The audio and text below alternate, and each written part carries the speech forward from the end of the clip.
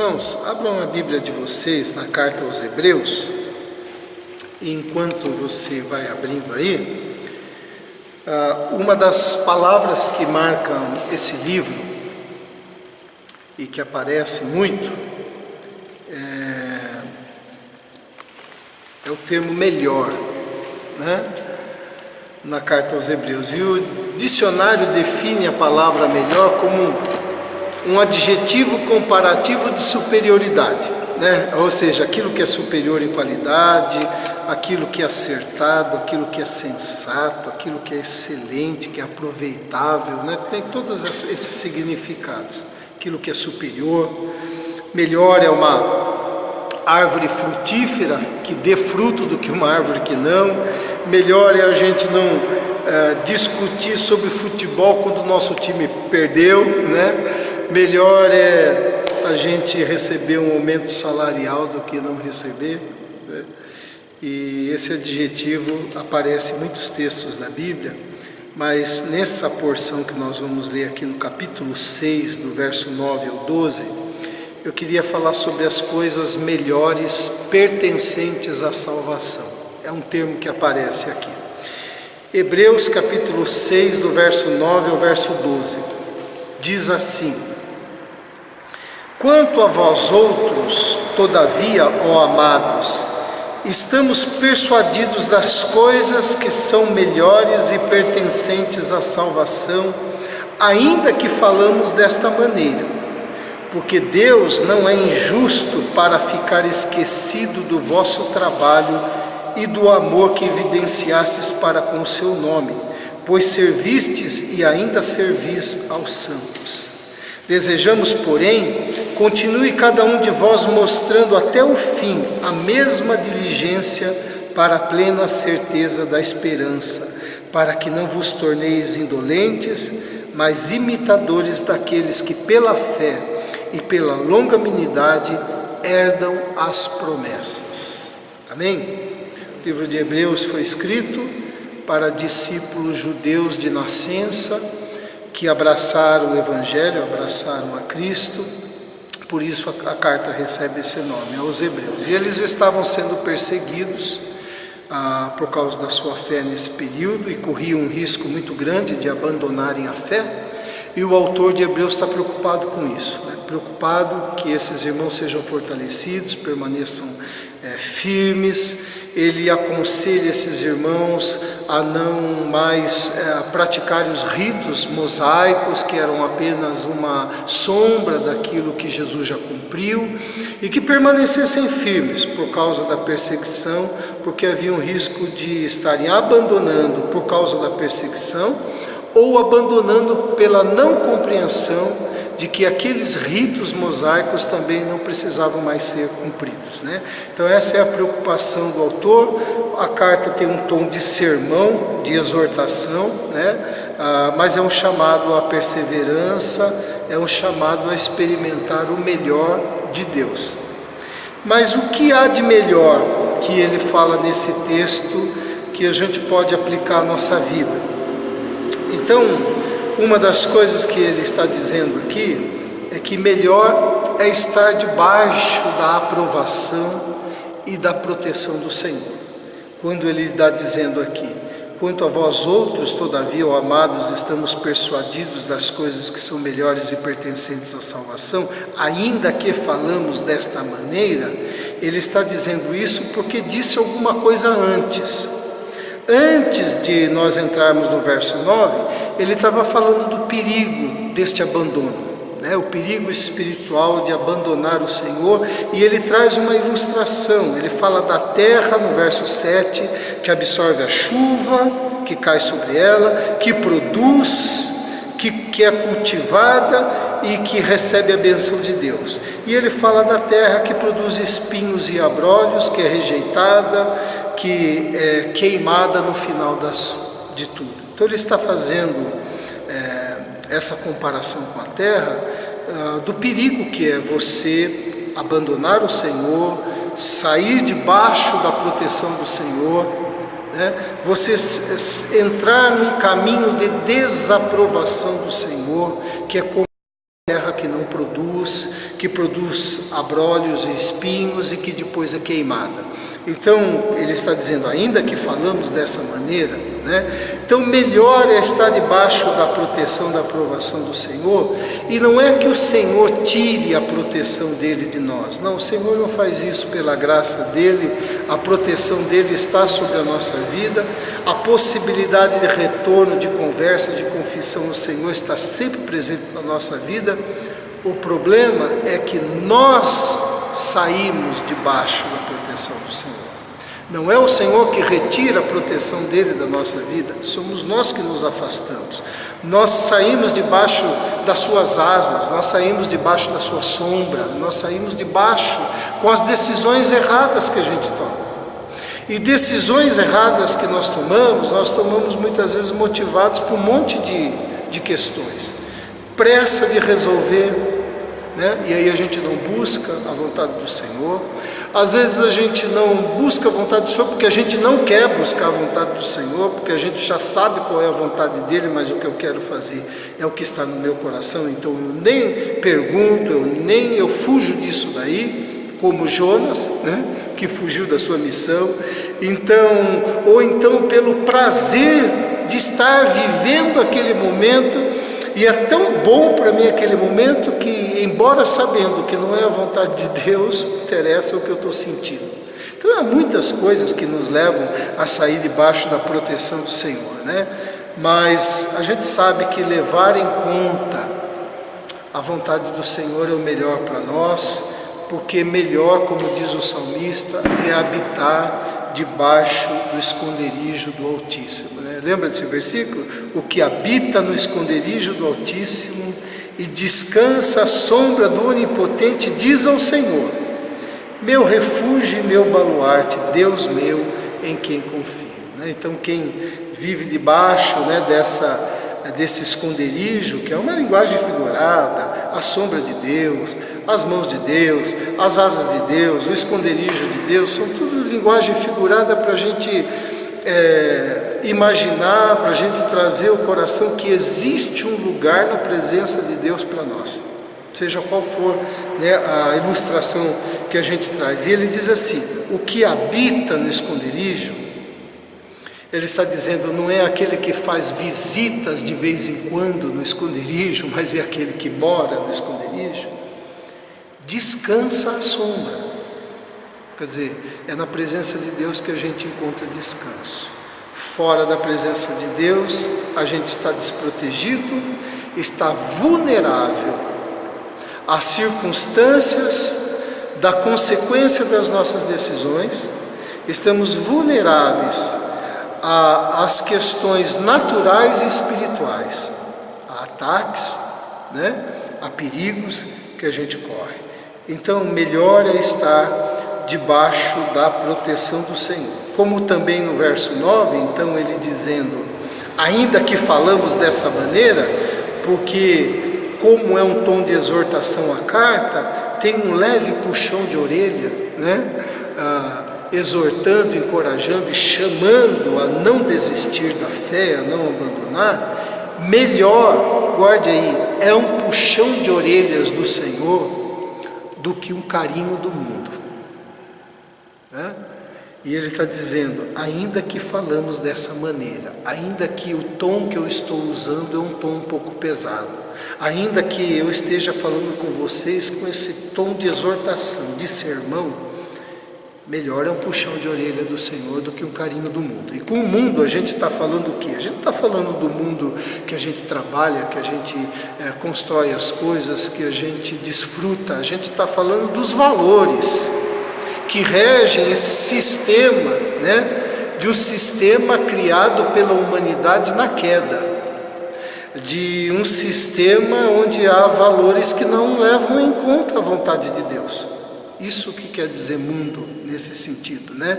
Então, um carinho desses valores, não, segue o que você sente, segue o que está no teu coração, faça o que você está com vontade, pode parecer tudo isso muito bom, mas no final não é bom, né?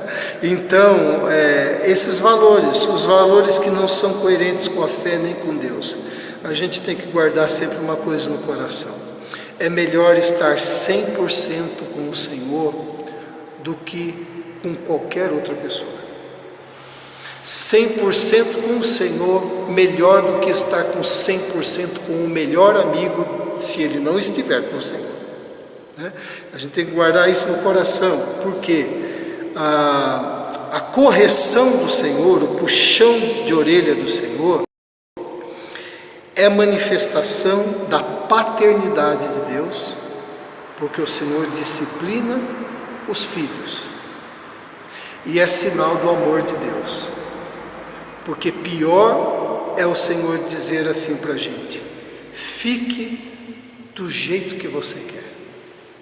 Você já pensou se Deus fizesse isso para a gente, dissesse para cada um de nós: fique do jeito que você quiser, faça o que você quiser, o que tiver no seu coração, faça. Imagine onde que a gente ia parar. Mas graças a Deus o Senhor vem muitas vezes e aperta o nosso calo, põe a gente num canto, puxa a nossa orelha e nos traz de volta para o bom caminho, né? A pior coisa é estar entregue a nós mesmos, à solta, estar largado, sem direção. É a pior coisa para uma criança, ainda que tenha um pai, uma mãe, essa mãe deixá-lo à vontade. Fica na rua, faz o que quiser, anda com quem quiser, coma o que quiser, beba o que quiser. Para onde vai parar essa criança? Graças a Deus, Deus Pai não faz isso com a gente.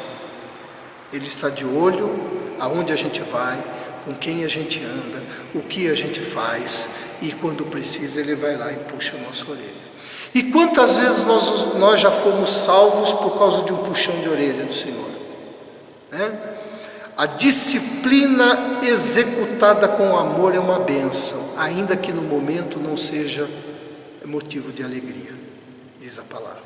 A pior coisa é ficar solto. A correção de Deus é educação para a vida, né? Produz maturidade e traz vantagens para a gente. Então melhor é um puxão de orelha do Senhor do que o carinho do mundo, né? Ainda que falamos dessa maneira, o autor diz. Olha o verso 10 agora: porque Deus não é injusto para ficar esquecido do vosso trabalho e do amor que evidenciastes para com o seu nome, pois servistes e ainda servis aos santos. Melhor é estar servindo ao Senhor. Ele diz: Deus não é injusto. Melhor é servir alguém que não age com injustiça com a gente, que é justo, né? Deus não vai pedir nada que nos conduza ao erro. Antes, Deus nos dá força para vencer o erro, diz a palavra. Deus não vai pedir nada em que Ele mesmo não nos capacite. Se Ele pede algo para nós, Ele nos dá a graça e nos capacite. E o texto diz que Deus não é injusto também para as coisas que a gente faz certo.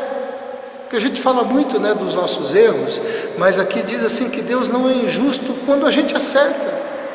E a gente acerta. Não acerta sempre, mas acerta. E quando a gente acerta, Deus não é injusto para não reconhecer o vosso trabalho e do amor que vocês evidenciaram, né? Diz aqui o texto, né? Agora, se a gente servir já as nossas pulsões, os nossos desejos, a gente já falou sobre isso. Como diz uma ilustração árabe, né? Melhor é servir ao Senhor do que o camelo. Não sei se você conhece essa historinha, né? Do camelo. Então diz que o camarada lá montou a sua tenda e amarrou o camelo dele do lado de fora. E era uma noite fria, e ele estava dormindo, e de repente ele sente a tenda dele balançando, e o camelo põe um focinho dentro da tenda. E ele vê o animal ali com o focinho dentro da tenda, ele pega a vara que está do lado e dá uma varada no focinho do animal e ele sai.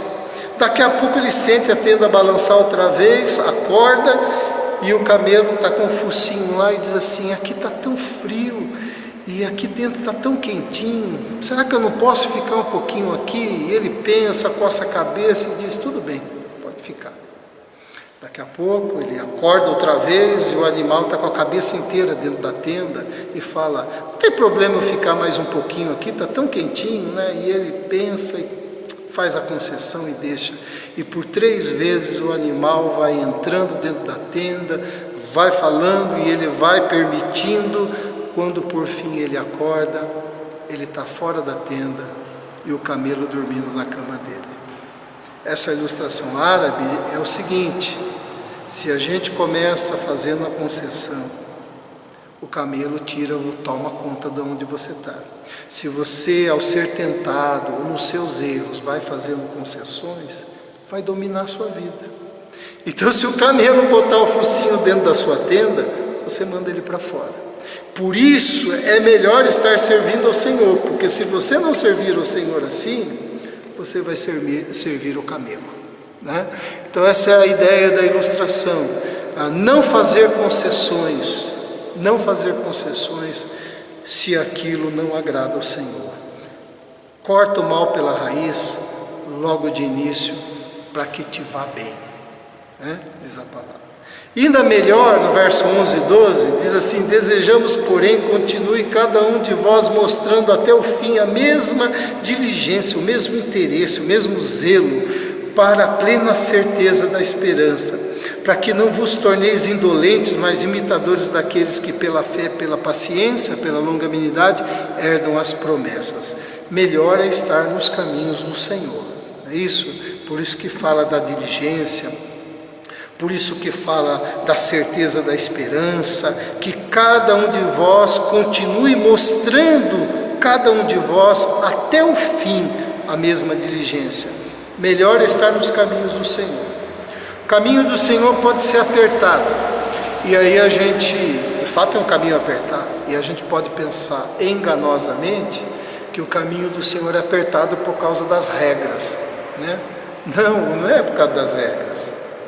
É que o caminho do Senhor exige que a gente diga não para a gente e sim para Ele. E esse é um caminho apertado. O caminho apertado não é as regras, não é os rituais, nem as liturgias, nem as cerimônias, nada disso. O caminho apertado é você submeter o seu ser interior a Ele, colocar a vontade dEle à frente. Quando a sua vontade está desejosa de prevalecer e você sabe que ela é diferente da vontade do Senhor, e você olhar para você e dizer: não, eu não vou fazer o que eu quero, eu vou fazer o que o Senhor quer, é o caminho apertado. O caminho espaçoso, a porta larga, é você fazer o que você quer. Isso é fácil, né? Ninguém faz esforço para fazer o que quer. O esforço é para dizer não, né? Esse é o caminho apertado. Porém, é um caminho que conduz ao crescimento. A gente vai virando gente, a gente vai aprendendo a ser uma pessoa do bem, a gente vai aprendendo a exercitar amor, entender o que é amor. Não tem outro jeito se não entrar pelo caminho apertado. É um caminho de decisão, né? Não dá para trilhar o caminho do Senhor, é um caminho de decisão. Aquele que põe a mão no arado e olha para trás não é digno de ser meu discípulo. Pôs a mão no arado, segue em frente, vai olhando, segue o caminho. É um caminho de decisão. É o caminho do guardião. Aí entra uma outra ilustração, né? O caminho do guardião. Por quê? Porque certa vez um rei lá no castelo, morreu o guardião. O guardião cuidava da porta do rei, guardava da caminhada dele, guardava a vida do rei. Morreu. E ele precisava colocar um outro no lugar. E aí ele chamou aqueles discípulos, os samurais que o serviam, e precisava determinar quem ia ser. E ele juntou todo mundo e disse: vai assumir o posto o primeiro samurai que resolver o problema que eu vou apresentar. E lá foi o rei apresentar qual era o problema. O rei entrou numa sala muito bonita, coisa de palácio, uma mesa de madeira toda trabalhada, pura. No meio da mesa havia um jarro, um vaso caríssimo, raro, e uma flor amarela assim de uma beleza incomparável. E ele disse para os samurais: este aqui é o problema. E eles ficaram olhando. O que seria aquilo? Uma sala bonita, uma mesa toda torneada, um vaso raro, uma flor que quase não se encontra. O Qual é o enigma? Qual é a charada? Né? O que significa isso que o rei está propondo? E aí de repente um samurai tira a espada, olha para os amigos, olha para o rei, vai na direção, vai bem no centro e quebra tudo aquilo ali. Arrebenta com a mesa, arrebenta com o jarro, arrebenta com a rosa e volta para o lugar, e o rei vira para ele e diz assim: você é o samurai. Por quê? Porque não importa como é que o problema se apresenta, o problema é problema. O problema era aquela mesa bonita com um jarro e uma flor. Não importa, era aquilo para ser resolvido, ele foi lá e resolveu. Não importa como é que o erro se apresenta para você, se ele vem embrulhado, com fita, perfumado. Não importa como é que a tentação chega a você, se é muito gostosa, se é muito legal, se parece convidativa. Não importa se aquele caminho para um ganho fácil é tão simples, é só fazer. Não importa. É problema, precisa ser resolvido. É uma questão de decisão. Então melhor é servir o Senhor, melhor é estar nos caminhos do Senhor, porque é melhor ter a aprovação do Senhor. E isso envolve uma decisão da gente. Todos olharam, talvez imaginaram: jamais nós vamos quebrar isso aqui, nem podemos pagar tudo isso. Mas o rei disse uma coisa: eis aqui o problema.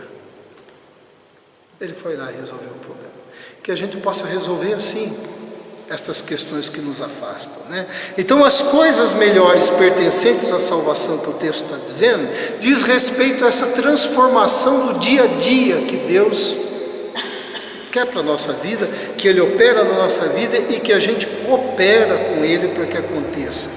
É a consciência de que estando no melhor de Deus é o melhor para nós, né? Deus, melhor é estar debaixo da proteção do Senhor. Melhor é um puxão de orelha do Senhor do que um carinho do mundo. Melhor é ser servo do Senhor do que do erro. Melhor é estar nos caminhos do Senhor. Deus tem o melhor para a gente e é sábio a gente se entregar ao melhor dele. Amém? Pai querido, obrigado pela Tua palavra, obrigado porque o Senhor tem o melhor para nós, e nós, quando olhamos para Ti, sabemos do Teu amor, de quem Tu és, do Teu caráter, de tudo que o Senhor faz. Era para que a gente não pensasse nenhum minuto, nem um segundo sequer, algo diferente do que se entregar ao melhor do Senhor, Pai. Mas nós somos fracos, nem sempre pensamos desse jeito, clamamos a Tua ajuda. Obrigado pelo Teu perdão que nos permite recomeçar. Obrigado, Senhor, pela Tua presença que nunca nos abandona e sempre nos atrai e nos convida a estar junto do Senhor. Pai, que essa palavra possa produzir em nosso coração o fruto de decisão acerca da Tua vontade. Que possamos acolher a Tua vontade como melhor para a nossa vida. Abre nosso entendimento, ajuda-nos na disposição do nosso coração, porque nós sabemos que o que vem de Ti é o melhor para nós. Em nome de Jesus. Amém. Amém. Deus abençoe.